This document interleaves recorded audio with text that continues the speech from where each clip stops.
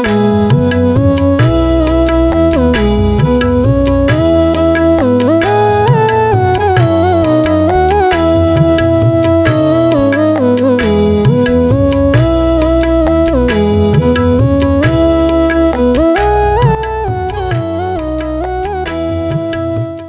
brothers and sisters in the Lord, ప్రభునందు ప్రియమైన సహోదరి సహోదరులారా, today's verse for our meditation is taken from the book of Psalms 51 verse 12. ఈరోజు మన ధ్యానం కొరకు 51వ కీర్తన 12వ వచనం నుండి తీసుకొనబడింది. Restore unto me the joy of thy salvation and uphold me with thy free spirit. నీ రక్షణ ఆనందము నాకు మరలా పుట్టించుము, సమ్మతి గల మనస్సు కలుగజేసి నన్ను దృఢపరచుము. This is a verse that must be handled with care. ఈ వచనాన్ని మనం చాలా జాగ్రత్తగా చూడాలి. It is not one to be read lightly. కాబట్టి ఇది ఏదో చులకనగా మనం చదవడానికి వీల్లేదు. And certainly it is not one to be preached on also lightly. ఖచ్చితంగా ఇది ఎంతో చులకనైన రీతిలో బోధించడానికి కూడా కుదరదు. The voice that we hear in Psalm 51 first 12 verses, 51వ కీర్తనలో మొదటి 12 వచనాల్లో మనం వినేటువంటి ఆ శబ్దం, ఆ స్వరము, it is the voice of desperation. చూడండి, అది ఎంతో మరి కృంగుదలతో కూడా చెప్పినటువంటి మాటలు. So the desperate hearers are those whom we must consider when preaching on the text such as Psalm 51. కాబట్టి ఈ రీతిగా కృంగిపోయినటువంటి వారితో మనం మాట్లాడుతున్నప్పుడు ఈ 51వ కీర్తన ఈ వచనాలతో మనం సంబోధించవచ్చు. When we are talking about giving messages on Psalm 51, 51వ కీర్తన మీద మనం వర్తమానాలు ఇస్తున్నప్పుడు we have to keep the desperate hearers in mind. కాబట్టి మనం ఆ రీతిగా కృంగిపోయిన స్థితిలో ఉన్న వారిని మనసులో పెట్టుకొని మనం చెప్పాలి. Many people who are desperate, they may be sitting in the meeting. కాబట్టి చాలా మంది ఆ రీతిగా నిరాశలో కృంగిపోయి ఉన్నవారు ఆ కూడికలో కూర్చొని ఉండవచ్చు. What word do those in despair need to hear? కాబట్టి వారు అలాంటి కృంగిన స్థితిలో ఏ మాటలు వారిని ఆదరించగలవో, and what words they do not need? ఏ మాటలు వాళ్ళకి అవసరం లేనివో, we have to think of all those things. వీటన్నిటి గురించిన ఆలోచన చేయాలి. So the speaker in this psalm is utterly engulfed by a sense of worthlessness. కాబట్టి ఈ కీర్తనలో ఈ మాట్లాడుతున్నటువంటి ఈ వ్యక్తి దీనికి he is thinking that I am worthless. అంటే నేను దీనికి యోగ్యుడను కాను అనేటువంటి విషయాలు చెప్తున్నాను. Here the psalmist is telling, I have fallen into sin, I am a worthless person. కీర్తనకారుడు ఏమంటాడు, నేను పాపంలో పడిపోయిన వాడిని, నాకు ఏ యోగ్యత లేదంటాడు. The stain of sin felt so deep as it is to be irremovable. పాపం యొక్క మరకలు ఎంత దట్టంగా ఉన్నాయంటే అవి తుడుపు పెట్టబడినంతగా ఉన్నాయి. The psalmist feels beyond mercy, I am not worthy for mercy also. కీర్తనకారుడు ఇక నేను ఆయన కృప కనికరానికి నోచుకోలేను, దానికి అతీతమై ఉన్నాను అన్నట్టున్నాడు. Yet he utters this prayer of desperation to the one from whom mercy is assured. అయినను ఎవరైతే కనికరం చూపగలడో, నిశ్చయంగా కనికరం చూపగలడో అతనికి మొరపెట్టుకుంటున్నాడు. And he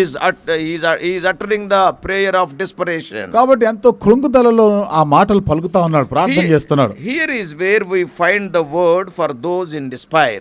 ఇక్కడ who are in despair, here we are having an answer or a word for them. కాబట్టి ఎవరైతే కృంగిపోయి నిరాశలో నిస్పృహలో ఉన్నారో అలాంటి వారి కొరకు ఇక్కడ జవాబు చూస్తున్నాం. Many times we think we are convicted that we are beyond mercy. అనేక పర్యాలు మనం ఏమనుకుంటామంటే ఆయన కనికరానికి మనం నోచుకోలేము ఇంకా. The God who is mercy has bound God's self to us eternally. See, his mercy endureth forever. చూడండి, ఆయన కృప, ఆయన కనికరము నిరంతరం నిలుస్తుంది. The test begins with this cry of mercy. కాబట్టి ఇక్కడ ఉన్నటువంటి ఈ పరీక్షగా ఏం చూస్తున్నాం మనము, ఆ కనికరం కొరకు ఆయన వేడుకుంటున్నాడు. This text, this portion begins ఈ భాగము with the cry of mercy. ఈ భాగంలో కనికరము అనే మాటతో ఆరంభించబడుతుంది. And it is rooted in the speaker's prior experience of who God is. కాబట్టి దేవుడు ఎవరో అనేటువంటి ఈ మాట్లాడుతున్న ఈ వ్యక్తి యొక్క జీవితం గురించి మనం చూస్తున్నాం. See, in the Hebrew it is known as Hesed. హెబ్రీలో హెసెద్ అనే మాట ఉపయోగించబడింది. It is translated in verse 1 as steadfast love. మొదటి వచనంలో స్థిరమైనటువంటి ప్రేమగా అది అనువదించబడింది. It refers to the covenantal relationship between God and the people of Israel. ఇది దేవునికిని ఇశ్రాయేల్ ప్రజలకి మధ్య ఉన్నటువంటి నిబంధన గురించి మాట్లాడుతుంది. God has promised to be theirs and they have promised to be God's. కాబట్టి దేవుడు వారికి దేవుడుగాను వాగ్దానం చేశారు, ప్రజలు కూడా దేవుని ప్రజలుగా వాగ్దానం చేయబడ్డారు. And the covenant is a mutual promise to be for each other. కాబట్టి నిబంధనది ఒకరి ఎడల ఒకరు పరస్పరంగా చెందిన వారముగా వాగ్దానం చేయబడింది. The word translated abundant mercy, చూడండి, ఇక్కడ abundant mercy. సమృద్ధి అయినటువంటి ఆ కృపను గురించి, కనికరం గురించి ఎట్లా ఇది అనువదించబడిందంటే, That is in Hebrew it is known as Raham. హెబ్రీలో రాహం అనేటువంటి మాట ఉపయోగించబడింది. So it is rooted, Raham means in the womb. రాహము అంటే అది గర్భములో నుంచి అనే మాటగా So the ఉంది. speaker is calling on God as womb love. కాబట్టి ఈ కీర్తనకారుడు ఆ గర్భములో ఉన్నటువంటి ప్రేమ దానితో దానికి పోల్చి చెప్తున్నాడు. And it is the overflowing love. అది ఇంకా అధిగమించి ప్రవహించేటువంటి ప్రేమ. And it is an eternally connected love that a mother has for her child. చూడండి, ఒక తల్లి తన బిడ్డల కలిగినటువంటి నిత్యమైన శాశ్వతమైనటువంటి ప్రేమగా చెప్తున్నాడు. So both of these refer to a love that can be counted on, rooted in and rested in. కాబట్టి ఈ రెండు కూడా వాటి యందు వేరుపారి ఉండి వాటి యందు నిలిచి ఉండే దాని గురించి The మాట్లాడుతున్నాడు. speaker knows who God is. కాబట్టి కీర్తనకారుడు దేవుడు ఎవరో ఎరిగి ఉన్నాడు. And he pleads for mercy from within the fold of God's never-ending compassion. కాబట్టి దేవుని యొక్క అనంతమైనటువంటి ఆ జాలి వాత్సల్యత నుండి ఆ కరుణని ఆయన ఆశిస్తున్నాడు. Yet the speaker also seems to fear that sin has irreparably broken that unbreakable bond. కాబట్టి కీర్తనగా ఈ మాట కూడా గ్రహించాడు, తాను చేసినటువంటి ఆ పాపము ఎన్నటికి కూడా మరలా సరిచేయబడింది అనేటువంటి సంగతి గ్రహించాడు. In verse 4 it is written, 4వ వచనంలో రాయబడింది, against you alone I have sinned. నీకు కేవలం నీకే విరోధముగా నేను పాపం చేస్తున్నాను. He is addressing God and he is writing so. కాబట్టి దేవుణ్ణి సంబోధిస్తూ రాస్తున్నాడు. This is not meant to imply that other human beings are unaffected by his sin. అంటే ఇతర మనుషులు ఈయన చేసిన పాపాన్ని బట్టి దాని వలన వారి మీద ఏం ప్రభావం చూపలేదు అనేది అట్లా కాదని చెప్పేది. But rather it emphasizes the writer's understanding that all sin is the betrayal of God's love for us. కాబట్టి ఈ కీర్తనకారుడు మరి చెప్పే మాటలు ఏమిటంటే, తాను చేసినటువంటి ఈ పాపం అంతటిలో కూడా దేవుని ప్రేమను తులనాన్ని ద్రోహం చేసినట్టుగా ఉంది. Though others are affected by his sin. తాను చేసిన పాపాన్ని బట్టి ఇతరుల మీద దాని యొక్క ప్రభావం చూపినా, But the prime thing what he is considering is, I have betrayed God's love. ప్రధానంగా తాను ఏమనుకుంటున్నాడంటే, దేవుని ప్రేమ విషయంలో నమ్మక ద్రోహం చేసిన, Though God loved me, I have betrayed him. దేవుడు నన్ను ప్రేమించినా గాని నేను అతని ద్రోహం చేసిన, I have trespassed his commandments. ఆయన ఆజ్ఞను అతిక్రమించిన. Such a betrayal is so egregious that the psalmist is convinced that God would be justified in removing the divine presence from the sinner. Because I have done like this, he has taken away his presence from me. God is justified. ఈ విధంగా నేను ద్రోహం చేసిన కారణాన్ని బట్టి దేవుడు తన ఆత్మను నా యొద్దని దూరం చేసినాడు కాబట్టి ఆయన న్యాయవంతుడే అని ఒప్పుకుంటున్నాడు. The speaker pleads with God not to be a castaway. కాబట్టి కీర్తనకారుడు దేవునికి 11వ వచనంలో దేవునికి మొరపెట్టుకుంటున్నాడు, నీ సన్నిధిలో నుండి దయచేసి నన్ను త్రోసివేయకుము. The psalmist pleads for God to blot out my transgressions, verse 1. మొదటి వచనం అంటాడు, నా అతిక్రమములను తుడిచివేయము అంటున్నాడు. And hide your face from my sins, verse 9. 9వ వచనం అంటాడు కదా, నా పాపములో విముఖుడవై ఉండుము అంటాడు. And see, all these things are rooted in the fear that God sees the depth of the betrayal. That is all that God will see. కాబట్టి ఇవన్నీ కూడా మరి దేవునికి నేను ద్రోహం చేసిన కారణాన్ని బట్టి దేవుడు నన్ను ఈ స్థితిలోనికి తీసుకొని వెళ్తాడని గ్రహింపుతో చెప్తున్నాడు. So it is as if the psalmist is saying, చూడండి ఎట్లా ఉంటుందంటే, కీర్తనకారుడు చెప్తున్న ప్రకారము, look at me, నన్ను చూడండి, and see me. నన్ను చూడండి, నా వైపు చూడండి. He is telling to God, I am your beloved. దేవునితో ఏమంటున్నాను, నేను నీకు ప్రియమైన వాడిని. See, not the treachery that I have committed, but see me, don't see at the treachery. కాబట్టి నేను చేసినటువంటి దుర్మార్గ పనిని బట్టి కాదు, కానీ దయచేసి నన్ను కనికరించు, నా వైపు నన్ను దృష్టించుమంటాడు. The psalmist's desire is to be washed and purged of his sin. It reflects an understanding of sin. Not only it is a treachery, but as a stain and corruption. కీర్తనకారుని యొక్క ఆశయం ఏంటంటే, ఆయన కడగబడాలి, శుద్ధీకరించబడాలి. తాను చేసినటువంటి ద్రోహాన్ని బట్టి కాదు, కానీ ఆయన నన్ను కనికరించు, నన్ను శుద్ధి చేయమని అడుగుతున్నాడు. The psalmist pleads multiple times for God to wash me. కీర్తనకారుడు అనేక పర్యాయాలు దేవుణ్ణి అడుగుతున్నాడు, నన్ను కడుగుము, నన్ను శుద్ధి చేయము అంటాడు. In verse 2, 2వ వచనంలో, and in the second part of verse 7, 7వ వచనం 2వ భాగంలో, oh to cleanse me from my sin, verse 2. 2వ వచనంలో అంటాడు, నా పాపం పోవునట్లు, నా దోషము పోనట్లు నన్ను బాగుగా కడుగుము. In 7th verse and 10th verse, 7వ వచనం 10వ వచనంలో, oh make me clean. నన్ను పవిత్రుడుగా చేయము. So sin in the psalmist's understanding is a deep set stain on the soul. పాపం అనేది కీర్తనకారి దృష్టిలో అది తన ఆత్మకు ఎంతో మరి దోషాన్ని కలిగించేదిగా ఆయన పరిగణిస్తున్నాడు. ఆ మరక అంటించినట్టుగా ఆయన Only God పరిగణిస్తున్నాడు. can clean it. దీనిని దేవుడు మాత్రమే శుద్ధి కడగగలడు. The stain is so deep that the psalmist feels that it has always been present before ఇది him. ఎంత గొప్పదైనటువంటి మరక అంటే ఎప్పుడు తన ముందే కనబడుతూనే ఉంది అది. What he is telling in verse 5. 5వ వచనంలో ఏమని చెప్తున్నాడు? Indeed, I was born guilty, a sinner when my mother conceived me. నేను పాపములో పుట్టినవాడును, పాపములోనే నా తల్లి నన్ను గర్భమున ధరించాను. The psalmist is seeking words to describe not only the depth of sin, but also the depth of guilt that sin has engendered. కీర్తనకారుడు ఎంత ఘోరమైన పాపం చేశాడు అనే దాన్ని బట్టే కాకుండా ఇంత Not ఘోరమైన only పాపం వలన describing the depth of sin, ఆ పాపం గురించి పాపం ఎంత ఘోర పాపం తీవ్రమైన పాపం చేశాడు అని వర్ణించడం మాత్రమే కాకుండా but he is talking about the guilt also equally so deep because of that sin.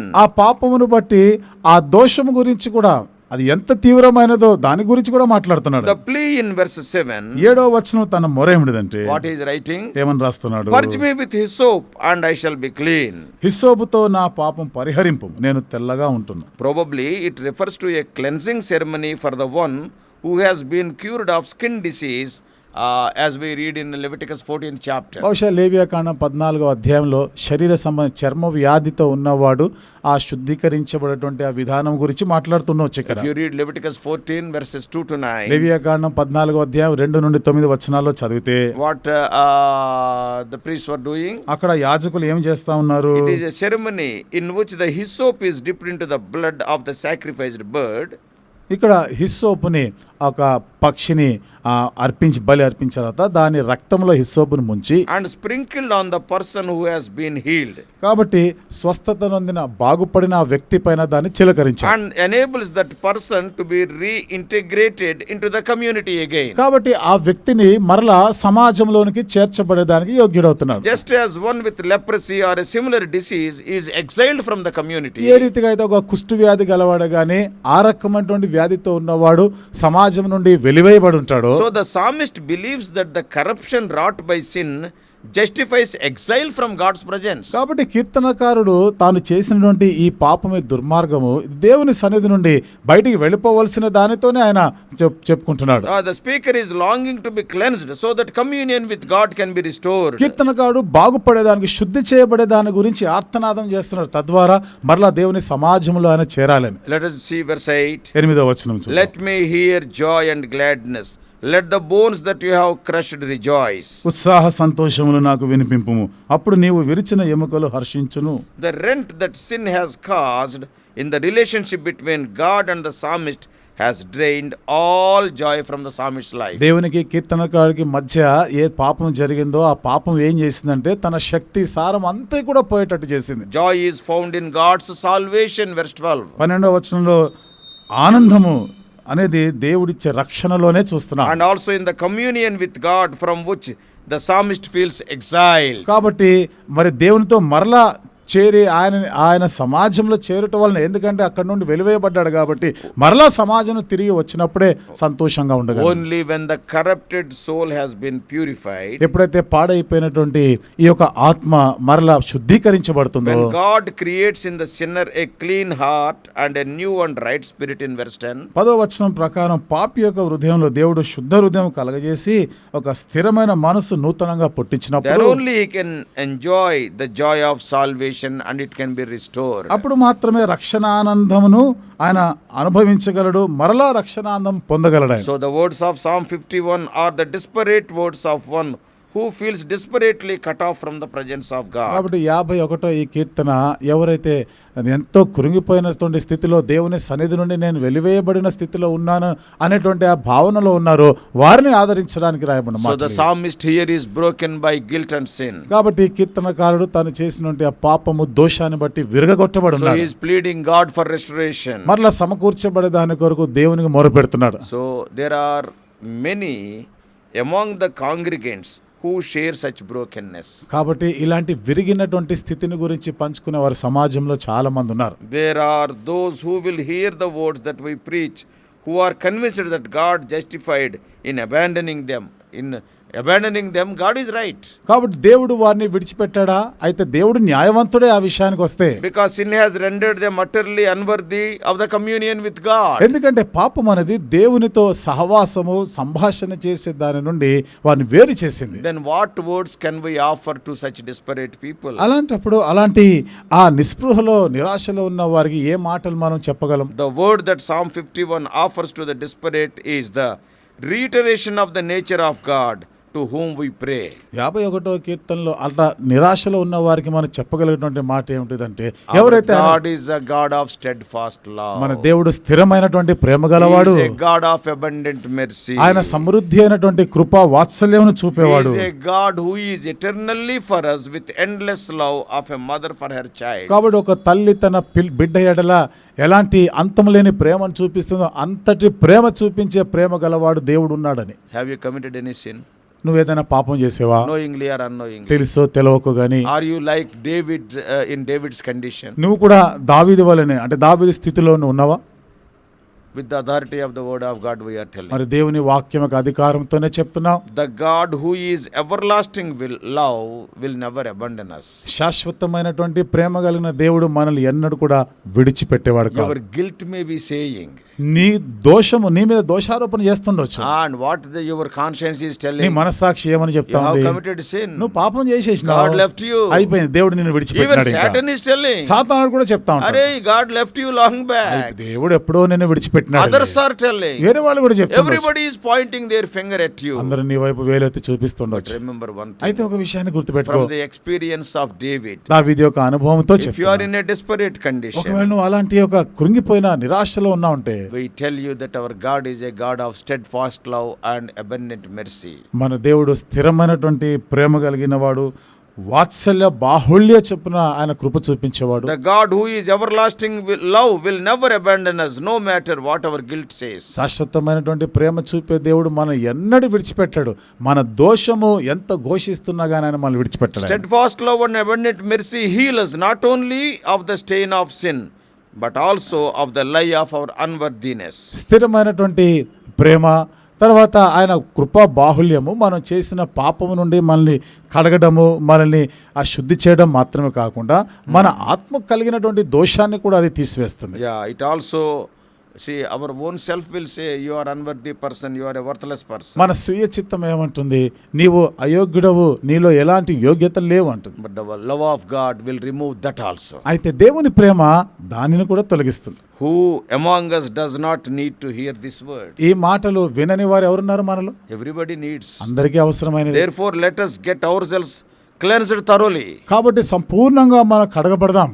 You must have committed some mistake. నువ్వు ఏదో తప్పు పొరపాటు చేస్తుంటావు. But don't be in desperation. అయితే నువ్వు అలా కృంగిపోయి ఉండిపోవద్దు. Let us confess and let us cleanse ourselves thoroughly. కాబట్టి మనం ఒప్పుకుందాము, సంపూర్ణంగా కడగబడదాం. And let us go forward in our Christian మన life. క్రైస్తవ జీవితంలో ముందుకు సాగిపోదాం. Once again let us restore our communion with God and let us enjoy the same old joy. మరొకసారి దేవునితో ఈ సంభాషణ మరలా మనం సమకూర్చబడి మరలా ఆయనతో మాట్లాడదాం.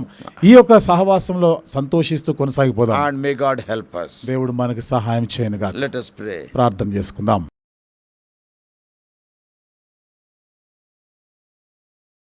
Loving Heavenly Father, ప్రేమగల మా పరలోకపు తండ్రి, great man of God, David committed sin. గొప్ప దైవజనుడు దావీదు ఘోర పాపం చేసినాడు. Oh, the results of that sin is so, oh Lord, desperate. ఆ పాపం యొక్క ఫలితాలు ప్రభా మరి ఎంతో ఘోరమైనవి, కృంగదీసేవిగా ఉన్నాయి. Oh Lord, that sin must have given temporal joy for a moment. తాను చేసిన పాపము క్షణకాలం కొరకైనటువంటి సుఖాన్ని, భోగాన్ని ఇచ్చుంటది. Oh Lord, the sin what he has committed with Bathsheba. తాను బత్షెబతో చేసినటువంటి ఆ పాపం, But he lost everything. అయితే ప్రభా అంతయు కోల్పోయినాడు, నష్టపోయినాడు. But oh Lord, he has not lost the faith in you. అయితే ప్రభా నీ యందున్న విశ్వాసం ఆయన కోల్పోలేదు. Oh Lord, he knew that you are a God of steadfast love. ప్రభా నీవు స్థిరమైనటువంటి ప్రేమ గల దేవుడు అని ఎరిగి ఉన్నాడు. See, in his desperation, he is telling, Lord, I am born in iniquity. కృంగిన స్థితిలోనే అంటాడు, నేను అతిక్రమంలో, నేను పాపంలో పుట్టినవాడని అంటాడు. Not only today I have committed sin, I am born in iniquity. నేను ఈ రోజు ఏదో పాపం చేయడం కాదు, నేను పుట్టిందే పాపములో Lord, అంటున్నాడు. you have cleansed me from all those sins. దేవా, ఆ పాపములన్నిటి నుండి కూడా నువ్వు నన్ను శుద్ధి చేసినావు. This sin also, please cleanse me. మరి ఈ పాపం కూడా దయచేసి కడుగుము, You are a శుద్ధి God of చేయము. steadfast love and abundant mercy. స్థిరమైనటువంటి ప్రేమ గలవాడు, సమృద్ధి అయిన కృప చూపే దేవుడు. Out of that love, O Lord, cleanse me thoroughly. ఆ ప్రేమను బట్టే నన్ను సంపూర్ణంగా కడుగుము దేవా. Restore me the joy of దేవా, salvation. రక్షణానందం మరలా నాకు పుట్టించుము. Uphold me with thy free spirit. ఓ దేవా, సమ్మతి గల ఆత్మను నాకు దయచేయము.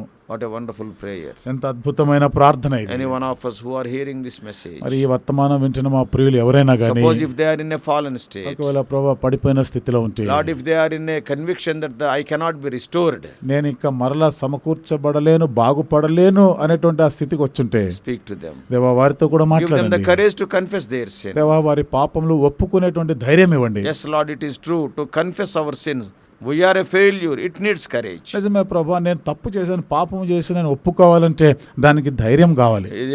He has to tell. ప్రభా, ఆ మాట అతను చెప్పగలగాలి. So, oh Lord, help, give us courage to confess our ఈ failures. రీతిగా మా పొరపాటు పతనాలు ఒప్పుకునేదానికి కావలసిన ధైర్యం మాకు Help ఇవ్వండి. us to be cleansed. దేవా, మేము శుద్ధి చేయబడడానికి సహాయం చేయండి. Oh Lord, with hyssop applying the blood.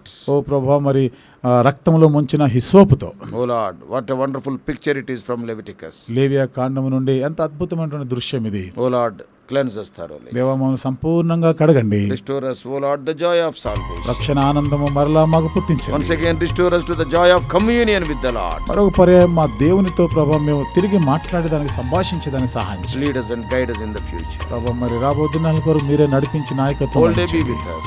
దేవా, దినమంతా కూడా మాతో ఉండండి. We do pray in the restoring name of our Lord and Savior Jesus Christ. మా ప్రభువును రక్షకుడైన యేసుక్రీస్తు వారి సమకూర్చేటువంటి నామములో ప్రార్థించి వేడుకుంటున్నాము తండ్రి. Amen.